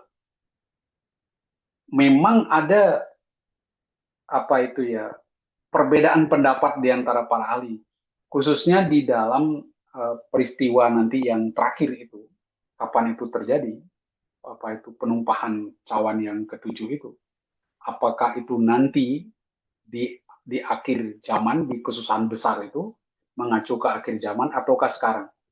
Tapi kalau dilihat dari isi cerita ini, apalagi dari konteksnya, itu terjadinya di dunia ini, bukan di dalam kedatangan Kristus yang kedua, tapi sekarang ini. Dan Kristus berjanji seperti tampak dari suratnya kepada jemaat di Sis dan di Laodikia, bahwa dia mendatangi umatnya ketika mereka ada di dalam penderitaan, untuk menguatkan mereka. Jadi tidak harus menunggu nanti di akhir zaman. Walaupun puncaknya ada nanti di kedatangan Kristus yang kedua nanti. Tapi yang ini, hukuman-hukuman ini diandaikan terjadi ketika orang-orang ini mengalami penderitaan. Tuhan sudah menunjukkan pembalasannya melalui malapetaka-malapetaka. Dan malapetaka yang digambarkan ini kan yang terjadi pada Roma dan orang-orang yang mengikuti dia. Itu bukan nanti, Bu. Jadi bahkan itu sudah terjadi. Beberapa itu sudah terjadi. Gitu. Bagaimana bisa dipahami di situ? Pak izin Pak, Ya, kalau dengar. dengar ya Pak suara saya Pak ya. Ya, dengar. Kalau itu sudah terjadi, berarti boleh nggak dimungkinkan bahwa cawan satu terjadi, kemudian cawan satu belum selesai, cawan dua terjadi, kemudian belum selesai lagi, mungkin cawan tiga, empat terjadi. Jadi artinya kan begini, semua kejadian di dunia ini yang dianggap itu sebagai penghakiman Tuhan, itu kan berjalan bertubi-tubi. Berarti kan tidak menunggu satu kemudian baru diluncurkan cawan kedua. Tapi kenyataannya kan kita di bagian dunia ini mengalami bencana alam yang luar biasa. Di bagian dunia sana mengalami hujan es yang luar biasa. Ada kayak gitu Pak. Jadi boleh nggak itu dikatakan bahwa cawan-cawan itu mungkin memang sudah terjadi dan tadi kejadiannya eh, bersamaan atau bergantian tapi nggak terlalu kemudian satu selesai berikutnya satu gitu Pak. Boleh nggak dikatakan gitu? Boleh saja, tetapi dia tidak menunjukkan struktur yang dipakai oleh Yohanes. Karena Yohanes kan bermain dengan struktur 7 dan ada pola 3. Nah, di dalam struktur 7 itu dia meningkat sampai nanti ketika misalnya di dalam penumpahan cawan 7 cawan ini, ketika sampai pada penumpahan cawan ketujuh, di situ kan dikatakan sudah terjadi, sudah terlaksana. Artinya dengan ditumpahkannya cawan ke-7 itu, penghakiman sudah dilakukan. Itu kalau yang di depannya kan masih belum sempurna. Baru kemudian ditumpahkan cawan ke-7, itu sudah terlaksana. Nah, kalau kita lihat yang sekarang, karena itu kan diceritakan apa yang sudah terjadi kan oleh apa itu kitab Wahyu penulis Yohanes itu, apa yang terjadi. Dan ketika dia menggambarkan itu, jangan lupa dia ketika menggambarkan itu bukan sekedar melukiskan, tapi mengajak orang merefleksikan apa yang terjadi dengan Firaun. Itu kan sebenarnya gambaran tulah-tulah yang dulu pernah terjadi menimpa orang Mesir, Firaun yang menindas orang Israel. Ya kan, masih ingat ya, ada 10 tulah, tapi tidak semua tulah diambil. Hanya simbol-simbolnya itu yang dipakai, kemudian dikenakan pada Firaun yang baru, yaitu Kaisar Romawi yang menindas orang-orang Kristen. Di semua itu sebenarnya apa yang disebutkan tulah-tulah itu atau cawan murka Allah itu sebenarnya semua sudah dilakukan oleh orang apa itu Romawi, penindas-penindas kekristenan. Hanya kemudian Yohanes katakan, ini sudah selesai, sudah dilakukan semua, dan penghukuman sudah diberikan kepada mereka. Nah, untuk kita sekarang, memang bisa aja mau dimasukkan tulah yang mana. Tapi kan tidak pernah bisa kita maknai secara harfiah. Sekali lagi, tulah-tulah ini kan mengerikan sekali. Tidak pernah diminta kita untuk menafsirkan tulisan-tulisan apokaliptik ini secara harfiah. Ini kan simbolis, memakai simbol-simbol kosmik. Ini lebih kita lihat dia misalnya penderitaannya berat sekali, tidak tertahankan, ya, panas, gerah di situ, lalu menjijikkan, najis, terjadi penipuan-penipuan, penyesatan.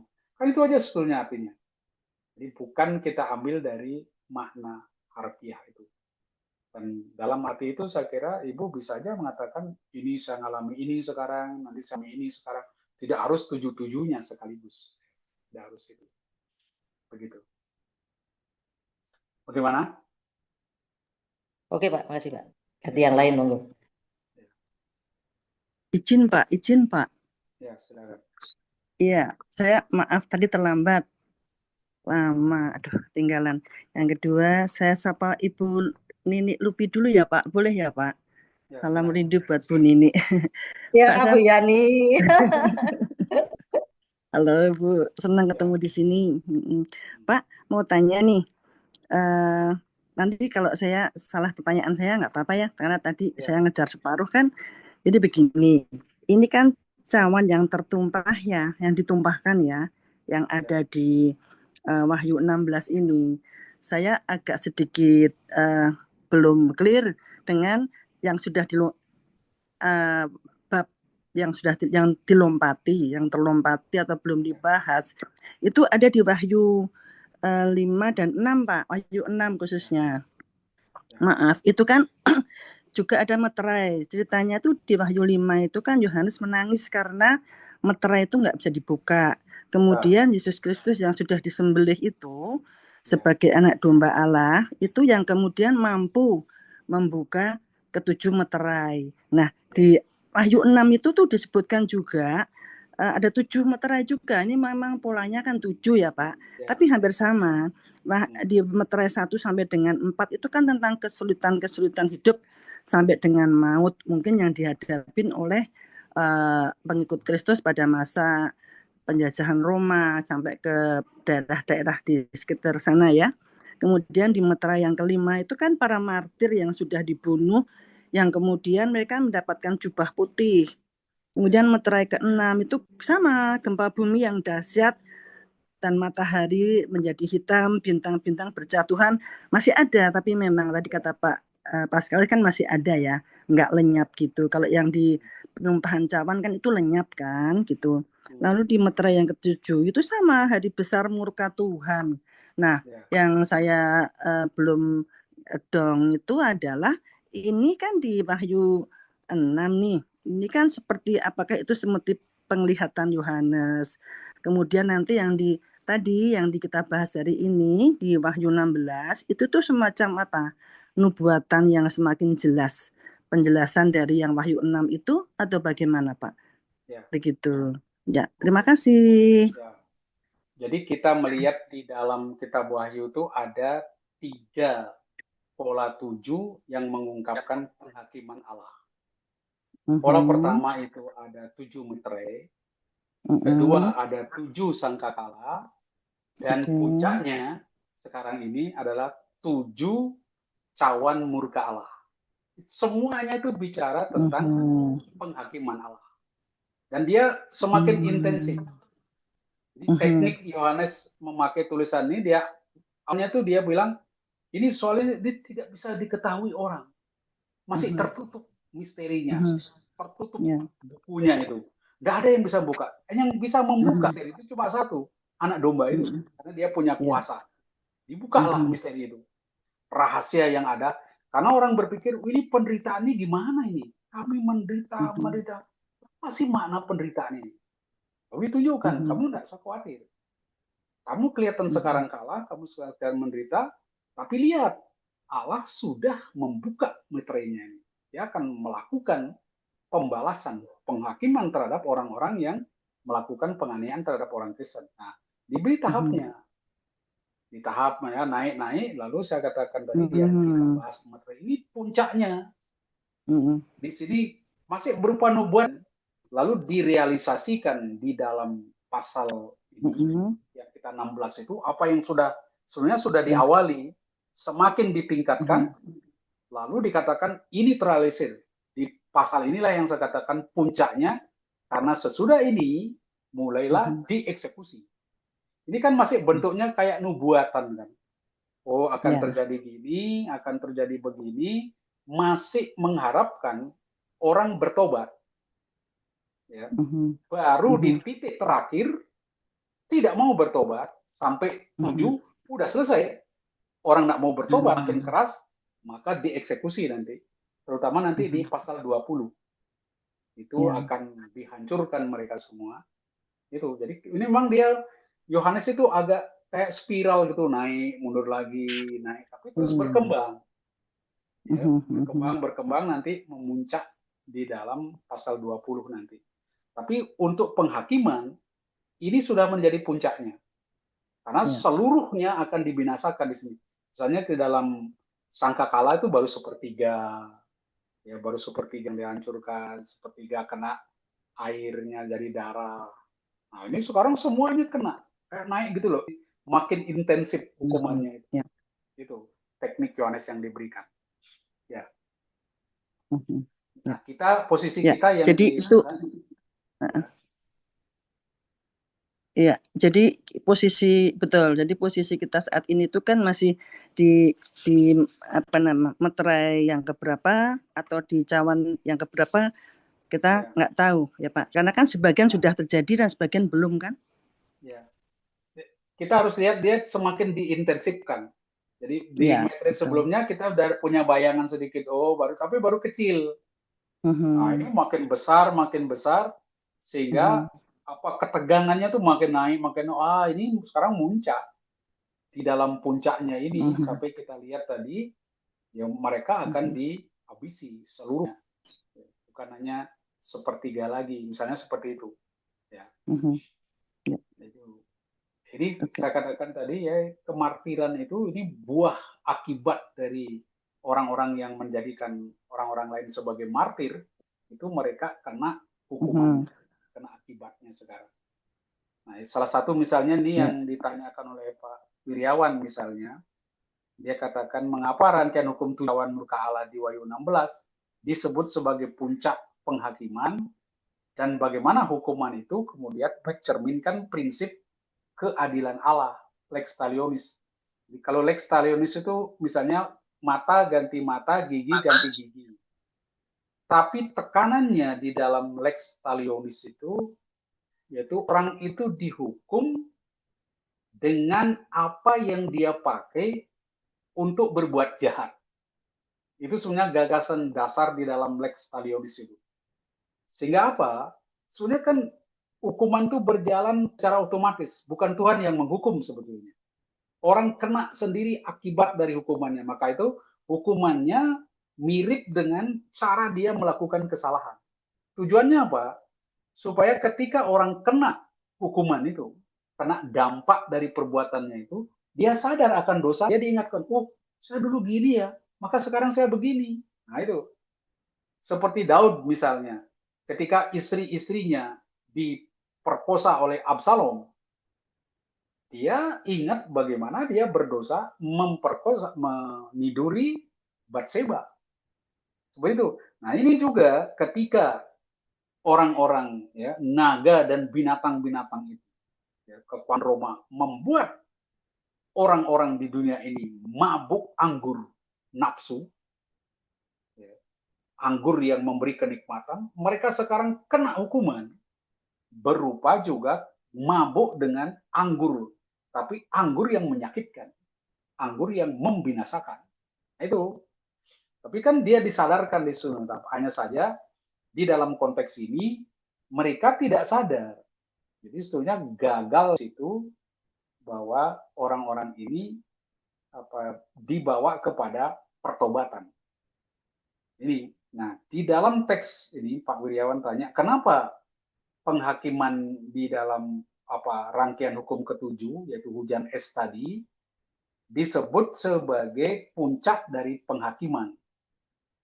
Ya di situ, dan ini di sini tidak ditunjuk secara eksplisit tentang apa itu talionis ya, hukuman talionis di sini, yang hujan es ini. Yang talionis kan tadi cuma yang murka itu, tidak selalu memakai sistem hukum talionis. Ya, tidak selalu memakai hukum talionis. Nah, mengapa dikatakan puncak? Ini pertanyaan dari Pak William, kenapa hukuman yang keenam dianggap sebagai puncak? Karena setelah hujan es yang dahsyat ini, sampai bayangkan batu esnya yang jatuh itu 34 kilogram. Walaupun kita tidak artikan secara harfiah, tetapi ini menutup apa yang disebut rangkaian dari 7 murka Allah yang mengharapkan pengkhianat-pengkhianat ini, pelawan orang-orang yang menyiksa orang-orang Kristen ini, yang melawan Allah ini akan bertobat. Tetapi yang terjadi, mereka menghujat Allah. Dan ini akhirnya menutup rangkaian. Tidak ada lagi kesempatan diberikan. Jadi selesai apa yang ditawarkan oleh Tuhan kepada umat manusia yang buat jahat itu supaya bertobat. Nah, dengan apa itu penumpahan cawan ya, meterai, bukan cawan murka Allah yang ketujuh, tidak lagi diberi kesempatan untuk bertobat. Ya, malapetaka itu sangat dahsyat dan manusia ternyata tidak bertobat melainkan menghujat Allah. Jadi sebetulnya dari segi rangkaian 7 dia sudah selesai, tapi belum dieksekusi sepenuhnya. Ya, walaupun di sini sekarang sudah selesai, tapi sebenarnya eksekusinya yang lebih sempurna nanti baru di pasal 20. Ya, di sini cuma sebagai puncaknya saja. Ya, puncak dari rangkaian 7 malapetaka itu. Ya, 7 cawan murka Allah. Begitu Pak Wiryawan. Dan di sini tidak memakai sistem Lex talionis ya, Lex talionis hukumannya ini. Saya nggak tahu bagaimana mengapa mereka dihukum dengan hujan es, tapi ini kan sebetulnya mengacu ke tulah yang ada di apa itu di Mesir, kemudian juga peristiwa di penduduk Gibeon yang melawan Israel lalu ditumpangi es, disiram dengan es batu sehingga mereka kacau balau. Itu hanya diarahkan ke sana hukuman-hukumannya. Begitu.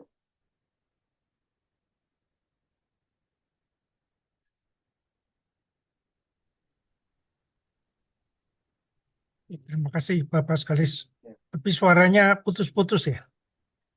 Oh, putus-putus ya suara saya.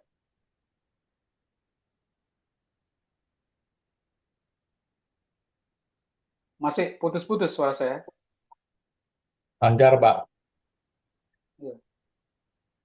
Lancar Pak. Oke, oke. Masih ada pertanyaan.